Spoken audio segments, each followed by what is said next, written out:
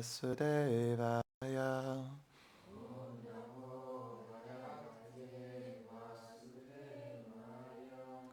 Om Namo Bhagavate Vasudevaya.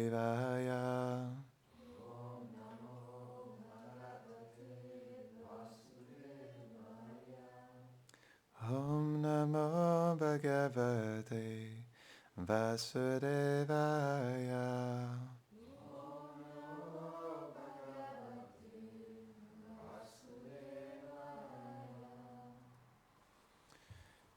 Bonjour, bienvenue à Vraj Bhavan. Aujourd'hui, nous allons lire du Srimad Bhagavatam, chapitre 8. Nous ne sommes pas encore dans les prières de la reine Kunti. Ça arrive.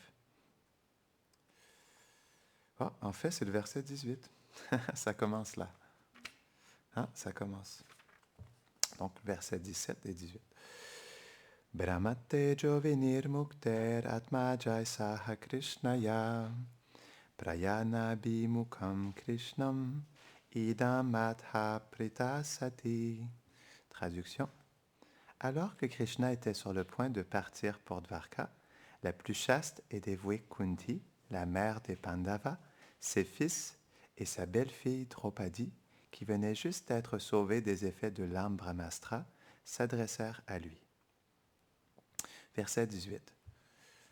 Kunti uvacha Namasye purusham tvayam Ishvaram prakrite param Alaksham sarva bhutanam Antar bahir avastitam. Kunti uvacha Namasye purusham tvadyam Ishvaram prakrite param Alaksham sarva bhutanam Antar bahir avastitam.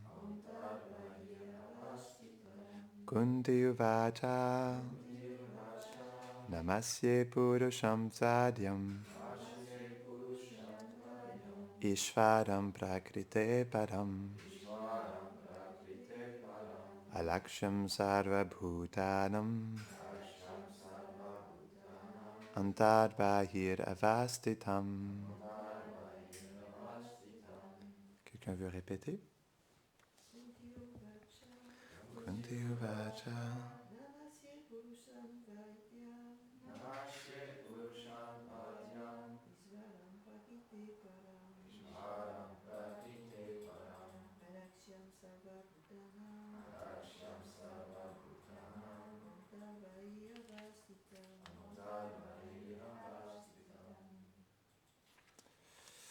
Commentaire.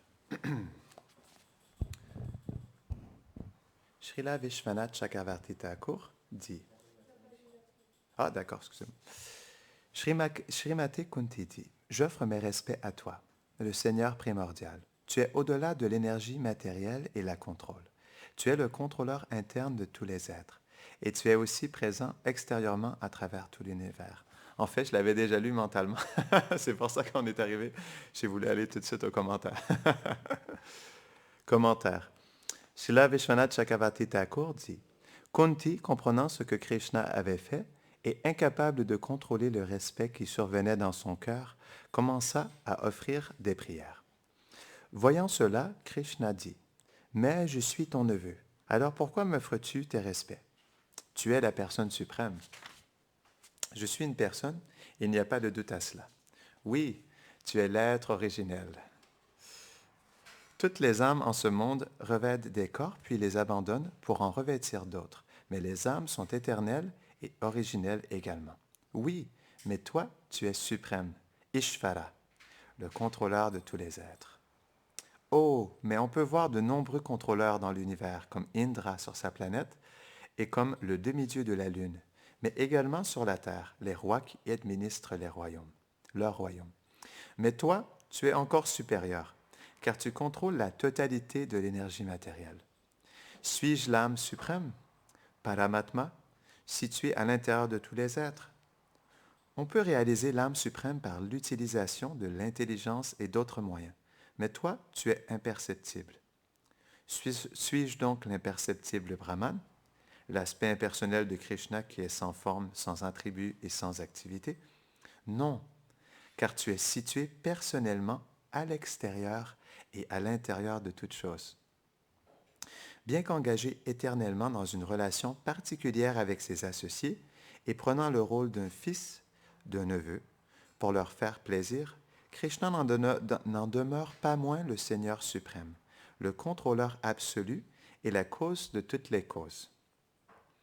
Celui qui est en toute chose, mais également hors de toute chose.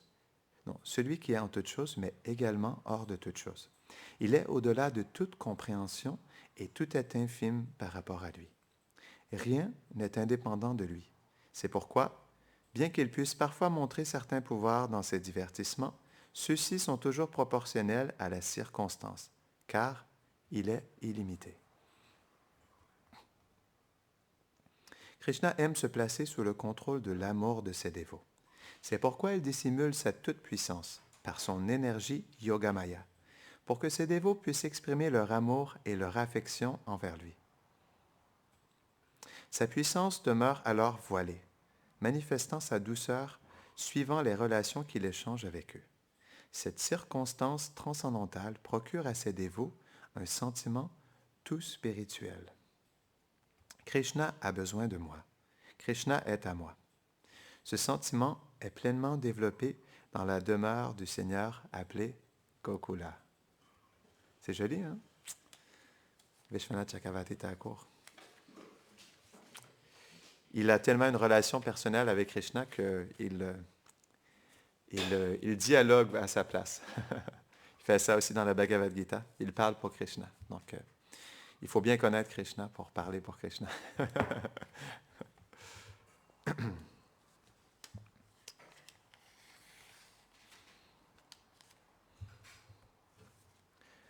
Om Agyanatimirandasya Gyananjarasharakaya Chakshurun Meditam Jena Tasmai Shri Gurave Namaha Shri Chaitanya Manobishtam Stapitam Jena Bhutade Swayam Rupa Kadamayam Dadati Swapadantikam He Krishna Karuna Sindho Dinabandho Jagatpate Gopesha Gopika Kanta Radha Kanta Namostute Tapta Kanchana Gaurangi Radhe Vrindavaneshwari Vrishabhanusute Devi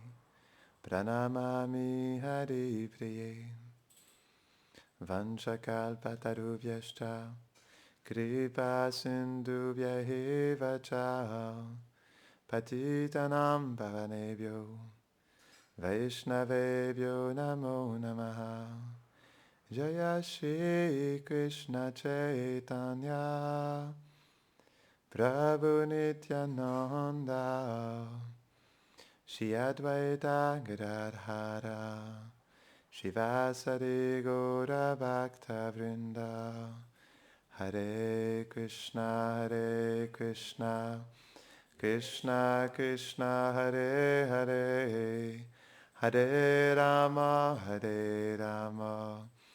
Rama Rama Hare Hare Hare Krishna Krishna Krishna Hare Hare Hare Rama Rama Rama Hare Hare Hare Krishna Krishna Krishna Hare Hare Hare Rama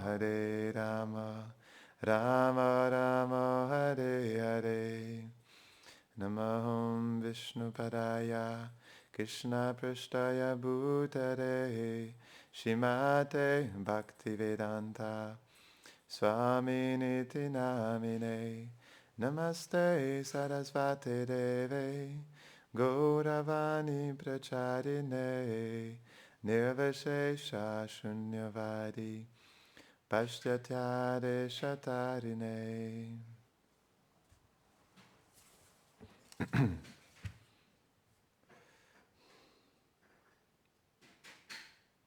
Donc c'est un très beau dialogue entre Kunti et Krishna. Krishna dans sa pleine humilité, il lui dit, oui, c'est certes, je suis une personne, il n'y a pas de doute à cela, mais il ne se perçoit pas comme le Seigneur suprême, la personne originelle. Et donc, Kunti est obligé de lui rappeler qui il est. C'est intéressant quand même, hein? Krishna, il y a un beau verset dans la Bhagavad Gita, Mata smritir jnanam apohanam cha, que Krishna, il est la source de la connaissance, du souvenir et de l'oubli. Mais lui-même, parfois, est dans l'oubli de sa personne. Et donc, parfois, il a besoin de ses dévots pour se rappeler qui il est. Non? Et donc, Kunti, dans cette circonstance, elle lui rappelle ce que Krishna a oublié. Mais, donc, c'est intéressant parce que Krishna, il souhaite oublier qu'il est la personne suprême. Il désire ça, il préfère ça. Et une raison pourquoi Krishna, il désire oublier qu'il est la personne suprême, c'est parce que lui aussi, il veut aimer comme un dévot. Et c'est quelque chose d'intéressant. Krishna, il est vraiment touché par l'amour de ses dévots. En fait, lorsqu'il compare l'amour que Radharani lui porte, comparé à l'amour qu'il a pour Radharani, Krishna, il se sent vaincu. Parce qu'il réalise que Radharani, elle a 10 millions de fois plus d'amour pour lui que lui, il a pour elle. Et donc, il se sent vaincu dans ça, et c'est pourquoi il vient comme Chaitanya Mahaprabhu. Parce qu'il a essayé aussi, c'est ça qui est intéressant, comme il est Ishvara, non? Pas Ishvara, mais c'est quoi le jouisseur suprême? C'est quoi le nom de Krishna qui veut dire qu'il est le bénéficiaire suprême? J'ai perdu là. Ishvara, pardon? Non, Parameshvara. Ishvara, ça veut dire le contrôleur. En tout cas, j'ai oublié, si vous vous en rappelez. Mais donc, comme Krishna, il est le jouisseur suprême, il souhaite goûter en fait à cet amour, mais il a essayé en tant que Krishna. Oups, c'est trop fort, c'est ça? Ben merci. Purusha. Je pensais qu'il voulait que je baisse le son, mais non, il faisait ça. Purusha. Je n'arrivais pas à comprendre qu'est-ce que le rond voulait dire. Le rond veut dire Purusha. Donc Purusha. Donc Krishna, c'est vrai, un Purush. Et Bhava Purush, en fait, le Bhava Purush, c'est le bhava des âmes conditionnées. Les âmes conditionnées, ils ont le bhava de Purush. Ils ont le bhava de Krishna. C'est pas qu'ils l'ont, mais ils veulent imiter le bhava de Krishna. Non? Et donc, Krishna, en tant que Krishna à Vrindavan, il n'arrive pas à... Il a essayé, non, de goûter l'amour de Radharani, mais il n'y arrivait pas dans sa forme de Krishna. Et donc, il se sentait vaincu, et de toutes sortes de manières, il a essayé de goûter cet amour de Radharani à Vraj, mais il n'y arrivait pas. Et donc, pour pouvoir pleinement goûter cet amour, il est venu en tant que Gauranga. C'est dans cette forme qu'il a pu réellement goûter l'amour de Radha. Mais pourquoi? C'est parce qu'il s'est laissé complètement recouvert par on pourrait dire, le bhava de Radharani, non? Radha Bhav. C'est pourquoi, dans cette énergie où il était complètement pris du sentiment de Radharani, à ce moment-là, il pouvait réellement comprendre l'amour de Radharani. Mais avant ça, ce n'était pas possible, non? Donc, Krishna, il sent ça aussi pour ses dévots, et c'est ce qui le pousse à devenir profondément humble, parce qu'il réalise que dans l'amour, il est vaincu. Il y a même un verset, je crois que c'est dans le Padyavali, je ne me rappelle plus quel auteur, parce que le Padyavali, c'est un livre qui est quand même spécial, parce que Rupa Goswami, il fait un recueil de chansons et de poèmes et de versets, mais de différents auteurs. Et donc, il y a un verset dans le Padyavali où c'est expliqué que, en fait, Krishna lui-même, il cherche à comprendre ce sentiment de Radharani. Il cherche intensément et il est poussé à aller dans cette humeur de Chaitanya Mahaprabhu pour le retrouver. Et donc, Krishna se sent obligé et il prend cette forme. Et donc, c'est seulement à partir de ce moment-là qu'il peut réellement comprendre le sentiment de Radharani. Non? Et c'est spécial parce que Krishna, en réalité, envers tous ses dévots, il se sent, on pourrait dire, endetté. Il se sent endetté envers eux. Parce qu'il réalise dans son humilité, il ne sent pas qu'il a l'amour, en fait, pour réciproquer pleinement avec l'amour de ses dévots.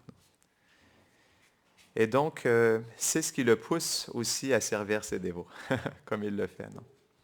Même dans toutes les humeurs qu'il manifeste à Vrindavan, on pourrait dire même dans les divertissements comme par exemple le Dana Kelly, non, que tout le monde connaît, les divertissements de taxes au Krishna, c'est pas un divertissement qui est régulier, non, parce qu'à Vraj, il y a des divertissements qui sont réguliers et il y a des divertissements qui sont occasionnels, non.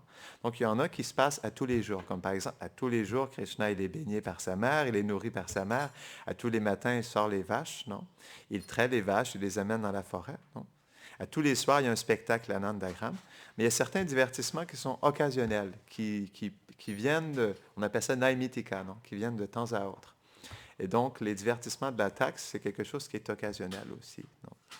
Comme par exemple aussi les démons. Non? C'est expliqué même à Goloka Vrindavan qu'il y a des démons. Sanatana Goswami, il explique ça dans le Brihad Bhagavatamrita.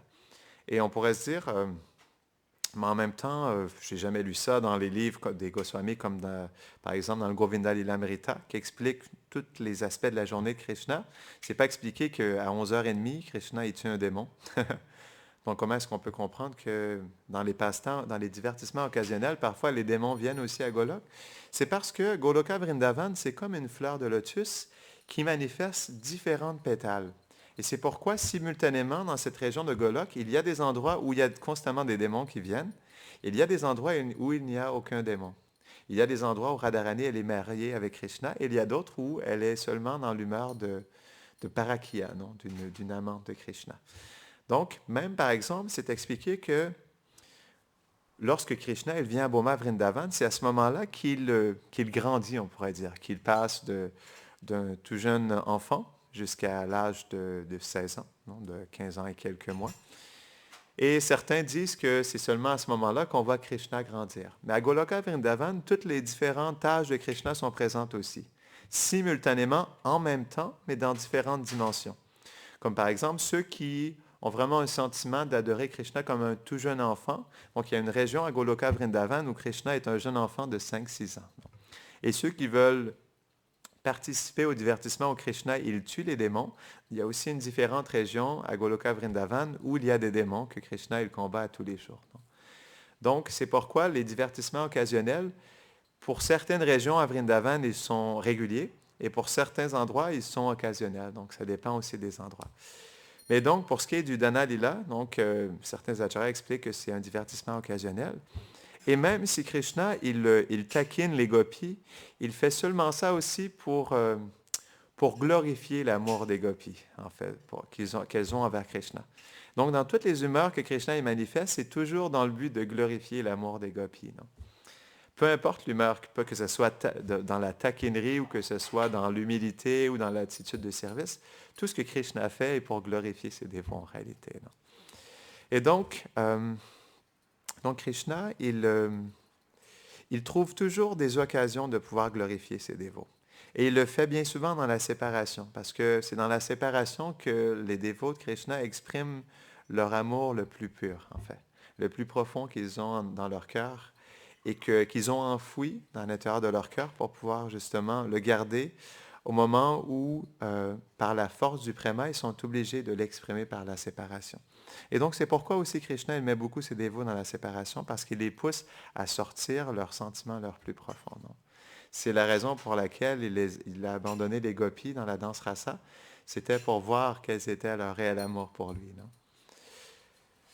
Donc, je vais partager quelques divertissements aujourd'hui que j'étudiais dernièrement par rapport à Mère Yashoda. Il y a quelque chose de très beau en Mère Yashoda et ça nous montre à quel point justement elle est l'origine de l'amour maternel. Tout a commencé lorsque Mère Yashoda, elle jouait, lorsqu'elle était toute petite, avec sa meilleure amie Kirtida Sundari. Et donc, lorsqu'elles étaient toutes petites, elles jouaient avec leurs poupées. Et Kirtida Sundari se voyait déjà en train d'avoir une jeune fille. Et Yashoda, lorsqu'elle était une jeune fille, elle se voyait aussi avoir un jeune garçon. Et dans ce sentiment, les deux se partageaient l'idée qu'un jour, Krishna allait marier Radharani. Non. Donc, ils n'avaient pas le nom en tête, mais ils se disaient que Yashoda disait, lorsque j'aurai un garçon, mon garçon sera l'époux de ta jeune fille. Et donc, Kirtida Sundari et Yashoda Mata, elles parlaient de la sorte, jusqu'au jour où Krishna et Radharani sont apparus. Et comme Purnamasi, qui est Yogamaya, elle sait à quel point Krishna et Radharani, ils apprécient être dans cette humeur de parakya, non? D'amant, pour que justement ces divertissements dans la cachette puissent faire naître cet amour le plus pur. Et donc, le jour où Mère Yashoda avait réellement, une fois que Krishna et Radharani étaient à maturité pour être mariés, Mère Yashoda avait envoyé une lettre à Kirtida Sundari, lui disant qu'elle voulait que Radharani, elle marie Krishna, non, son fils. Et donc, elle avait fait des arrangements, elle avait même envoyé des cadeaux à Radharani. Et à un moment donné, on avait déjà partagé ça dans le passé, elle avait pris les mains de Radharani et elle avait mis du curcuma sur ses mains, non? Et en fait, lorsqu'une mère pose du curcuma sur les mains d'une jeune fille, ça veut dire qu'elle a l'intention de marier cette jeune fille à son fils. Et donc, on avait expliqué, c'est ce qui a amené au divertissement de Pili Pokur, lorsque Radharani est allée jusqu'à ce lac où elle est allée nettoyer ses mains. Et donc, dans ce sentiment qu'elle allait peut-être devenir l'épouse de Krishna, elle pensait profondément à Krishna et elle a laissé son amour pour Krishna dans ce lac. Non? Et donc, Lalita Sakhi et les gopis, elle faisait des blagues à Radharani lui disant « Oh, Mère Yashoda, elle veut te marier à Krishna, et comment est-ce possible? » Et donc, Mère Yashoda, elle a fait toutes sortes d'arrangements pour marier Krishna à Radharani. Elle a fait plein de cadeaux à Radharani aussi.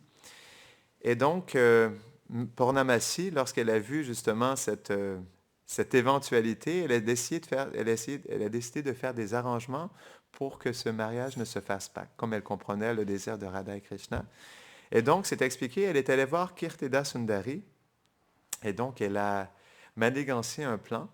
Et donc, lorsqu'elle est allée la voir, elle lui a dit que Kamsa connaissait la beauté de sa fille, Radharani, et qu'il avait énoncé l'intention de marier Radharani.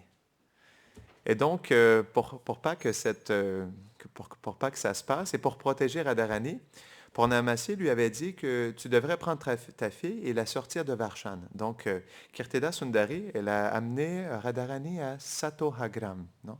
C'est non loin de Varshan. Et donc, c'est expliqué, elle a caché sa jeune fille à cet endroit. Et donc, Purnamasi, ensuite, elle est allée voir Kirtida Sundari et lui a dit, OK, oui, tu as caché ta fille, mais j'ai peur que, comme ça, il sait que ta fille n'est pas mariée. J'ai l'inquiétude qu'il vienne de force venir la chercher. Et donc, Purnamasi, pour déviser un plan, et pour rapidement marier Radharani, elle a dit à Kirtida Sundari, pourquoi ne maries-tu pas le fils de la... Donc, Mukara Jatila, c'est la sœur de Mukara, non? Pourquoi ne maries-tu pas le fils de la sœur de Mukara qui est Jatila? Parce que Abhimanyu, il est en bonne relation avec Kamsa, parce qu'Abhimanyu, en fait, il payait des taxes à Kamsa, il donnait des vaches à Kamsa. Et donc, Purnamasi, elle lui disait, donc, comme Abhimanyu, il a une bonne relation avec Kamsa, pourquoi ne maries-tu pas Abhimanyu? Et comme ça va voir qu'elle est déjà mariée et qu'elle est mariée à Abhimanyu et non à Krishna, comme Kamsa, il était envieux de Krishna. Comme il voit qu'elle est mariée à Abhimanyu, alors il laissera Krishna tranquille aussi. Non? Et donc, par les arrangements de Yogamaya, Radharani a été mariée à Abhimanyu. Et donc, parfois, les acharyas expriment que donc c'était le pire des choix.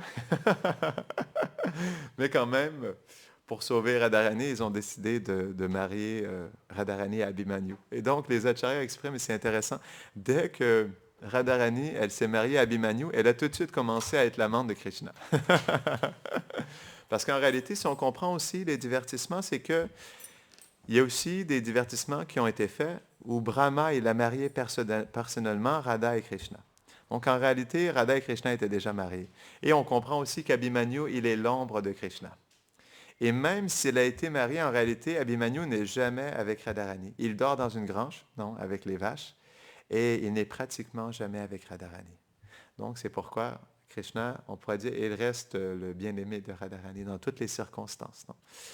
Et donc c'est intéressant, et je l'ai partagé aussi par rapport à Mère Yashoda, pour montrer vraiment la puissance de son amour maternel. C'est d'expliquer que lorsque elle est sur le point de quitter Krishna, qui s'en va avec ses gopas pour aller faire paître les vaches, euh, à 4 reprises, Maya Yashoda, elle retourne dans le village Anandagram et elle revient revoir Krishna. Déjà, elle est tellement prise de séparation qu'elle ne peut pas laisser partir Krishna. Et à 4 reprises, elle retourne à Nandagram et elle retourne voir Krishna. Et donc, la première fois, elle lui donne des sweets pour s'assurer qu'il ait bien mangé. La deuxième fois, elle prépare son turban. La troisième fois, elle lui fait des prières. Et la quatrième fois, je ne me rappelle plus exactement. Mais elle fait plein de choses pour s'assurer que Krishna ait tout ce qu'il a besoin. Et donc, après ça, après la quatrième fois, ben, elle réalise qu'elle doit laisser partir Krishna. Mais pour se consoler, elle repart à Nandagram avec Radharani et les gopis. Et donc, lorsqu'elle retourne à Nandagram, elle voit que Radharani, elle a passé plusieurs heures à cuisiner pour Krishna. Et donc, c'est expliqué qu'elle prend Radharani sur ses genoux et elle regarde Radharani dans les yeux. C'est expliqué qu'elle la cajole, elle l'embrasse, elle la prend dans ses bras. Elle la serre contre sa poitrine. Et en le regardant dans les yeux, elle lui dit, en réalité, Kirtida Sundari n'est pas ta mère, c'est moi ta mère. Parce que le même amour que j'ai pour mon fils Krishna, je l'ai pour toi, Radharani. Et donc, comme en fait, je te considère autant ma fille que Krishna est mon fils, alors je considère que je suis ta réelle mère. Donc, c'est vraiment spécial parce que ça montre la puissance de l'amour de Maya Yashoda. Et en réalité, comme aussi elle est, on pourrait dire, la personnification de l'amour maternel, ce sentiment qu'elle a que Radharani soit sa fille, il est vrai aussi en réalité, non? Et donc, comme Radharani, elle est avec ses gopis comme Rati Manjari, Rupa Manjari, Lalita Saki et quelques gopis intimes comme Danishta aussi, parce qu'elle est toujours avec Maya Yashoda. Elle exprime aux gopis qui sont présentes, faites comme chez vous. Et elle connaît l'humeur des jeunes filles de Vraj. Elle leur dit, faites comme chez vous, comme vous seriez à la maison, juste entre filles. Si vous avez envie de blaguer, faire des blagues entre vous, s'il vous plaît, soyez à l'aise et faisez des blagues et riez entre vous. Non? Elle veut vraiment que les jeunes filles soient à l'aise. Et donc, c'est expliqué qu'elle prend Radharani sur ses bras et de ses mains, elle nourrit Radharani personnellement. Et donc, quand j'entendais ce divertissement, je me posais la question, donc, Radharani, elle est là avec toutes ses jeunes amies. Et je me disais, est-ce qu'elle n'est pas en réalité gênée, non, d'être dans les bras de... Parce que des fois, lorsqu'on voit justement des jeunes filles ou des jeunes garçons, parfois, lorsqu'ils sont avec tous leurs amis, ils sont un peu timides de se laisser prendre par leur mère ou leur père et elles préfèrent justement être juste avec leurs amis et se cacher en fait de leurs parents. Et donc, quand j'ai vu ça, je me suis posé la question, je me suis dit, mais en réalité, est-ce que Radharani, elle ne préférait pas être juste avec ses amis? Et non. Parce qu'en réalité, l'amour de Mère Yashoda, il est tellement spécial, il est tellement profond que Radharani, elle est complètement, on pourrait dire, elle est complètement conquise par l'amour de Mère Yashoda. Et lorsque Rati Manjari, elle voit Radharani dans les bras de Mère Yashoda, elle lui exprime, lorsque je te regarde embrassé par les baisers de Mère Yashoda, c'est là que Sumukhi, Sumukhi c'est un nom de Radharani qui veut dire celle qui, Sumukhi, celle qui a un beau visage, un doux visage, non? Et donc, elle lui a dit, lorsque je te regarde embrassé par les doux baisers de Maya Yashoda, c'est à ce moment que le nom de Sumukhi prend tout son sens. Et donc, Rati Manjari, qui est Raghunadas Goswami, non? Lorsqu'il a vu ça, il a compris à quel point l'amour de Maya Yashoda, il était spécial. Et donc, même si Radharani, qui est une jeune fille, elle est entourée de toutes ses jeunes amies intimes, elle est complètement conquise par l'amour de Maya Yashoda. Et à ce moment-là, elle se laisse complètement porter par cet océan d'amour de Mère Yashoda. Non? Et donc, ce divertissement, il est spécial parce que pour moi, il montre vraiment la profondeur de l'amour de Mère Yashoda. Non? À quel point, justement, son amour, il est illimité. Et que l'amour qu'elle porte pour son fils, comme elle voit à quel point Radha, elle est chère pour Krishna, elle le porte aussi pour Radharani.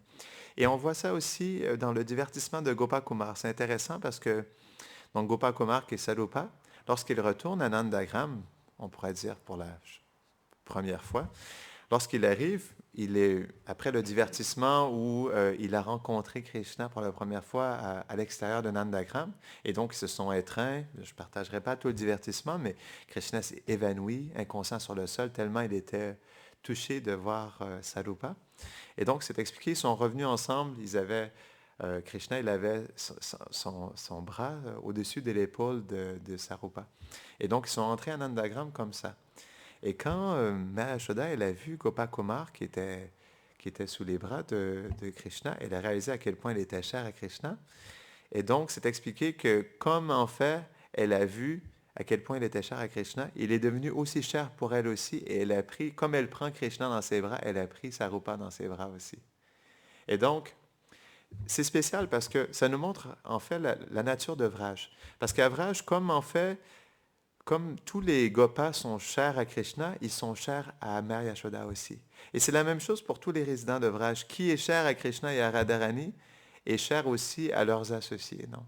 Et c'est ce qui est spécial. On pourrait dire que ça nous montre vraiment l'intimité de Vraj. Ça, c'est que à Vraj, malgré le fait qu'il y a des millions et des milliards de gopis et de gopas et d'arbres à souhait et de fleurs et de libellules et d'abeilles, malgré le fait qu'il y ait autant de résidents à Vrindavan, il y a toujours une intimité. Et c'est ce qui est vraiment spécial, c'est que c'est pas parce que on n'est pas directement connecté à Maya Yashoda ou à Krishna ou Radharani ou à telle personne à Vraj qu'il n'y a pas une intimité.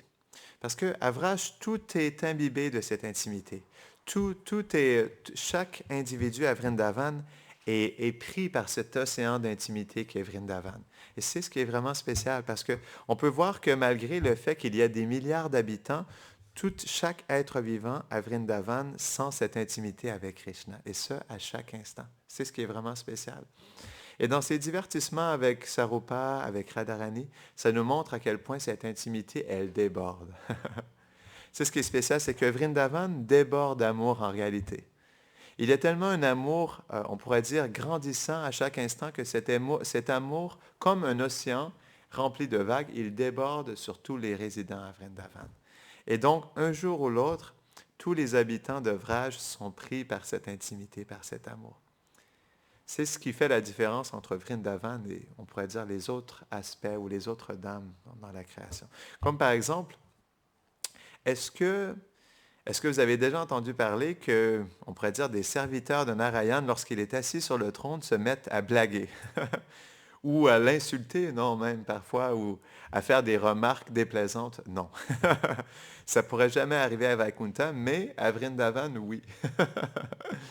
Donc, même dans les situations les plus formelles, les gopas, comme par exemple, lorsque Krishna il est assis à Nandagram, donc, il faut comprendre, lorsqu'il est assis à Nandagram en train de prendre le prashad avec toute sa famille, il y a son père en face de lui, il a tous ses amis, ses oncles, et tout le monde sont là, non? Donc, toute la famille est là. Et même dans ces circonstances-là, Madhu Mangal va faire des blagues où il va, on pourrait dire à travers pas des subterfuges, mais à travers des mots, non, des mots secrets, il va signifier que Krishna il est en séparation de Radharani. Et même dans ces circonstances-là, Madhu Mangal il va faire des blagues ou Krishna va faire des blagues à Madhu Mangal. Et donc, ça nous montre que même si parfois il y a une formalité à Vrindavan due à des circonstances particulières, cette formalité, elle ne couvre jamais pleinement l'intimité de Vraj. C'est ce qui fait la différence aussi. Même, par exemple, lorsqu'on voit l'opulence des demeures de Vraj, c'est expliqué qu'un jardin on pourrait dire, un jardin du palais de Nandagram est plus opulent que toute l'opulence de Vaikuntha en entier. Non? Donc, comment est-ce qu'on peut comprendre que cette opulence d'un jardin de Nandagram ne nous influence pas à être pris de cette opulence? C'est ce qui est spécial aussi. C'est que même s'il y a une opulence extrême et suprême à Vrindavan, cette opulence ne viendra jamais recouvrir l'intimité et la douceur de Vrindavan. Parce que c'est expliqué aussi que même une étable de vache à Nandagram est plus opulente que le palais de Narayan à Vaikuntha-loka. Non. Et on parle d'un étable de vache. Donc pour nous, lorsqu'on pense à un étable de vache, on pense à quelque chose de simple. Mais non, les étables de vache à Nandagram, elles sont d'une opulence, mais extraordinaire. Donc, c'est expliqué qu'il y a des dômes en or, du cristal, tout est fait de pierres précieuses. Donc, que dire justement du palais de Nandagram, non? Que dire de la chambre de Krishna, juste du balcon de Krishna, à quel point il est opulent, non? Juste le lit de Krishna. Donc, c'est quelque chose qui est tellement inconcevable, mais c'est spécial en même temps de voir à quel point cette opulence, ou même parfois lorsque Krishna manifeste des qualités illimitées ou des divertissements extraordinaires, ces divertissements ou ces qualités, au lieu justement de recouvrir par leur opulence, ils vont soutenir et nourrir l'intimité et la douceur d'œuvrage. C'est ce qui est spécial à Vrindavan. C'est ce qui fait sa différence en réalité. Donc, c'est ce qu'on voulait dire sur le verset d'aujourd'hui. Ah, ok, je me rappelle. Il me semblait qu'il me manquait quelque chose pour terminer la classe. Donc, c'est expliqué que Krishna, il est le contrôleur suprême, Ishvara, mais il y a aussi quelqu'un qui contrôle Krishna. Au-dessus d'Ishvara est Ishvari.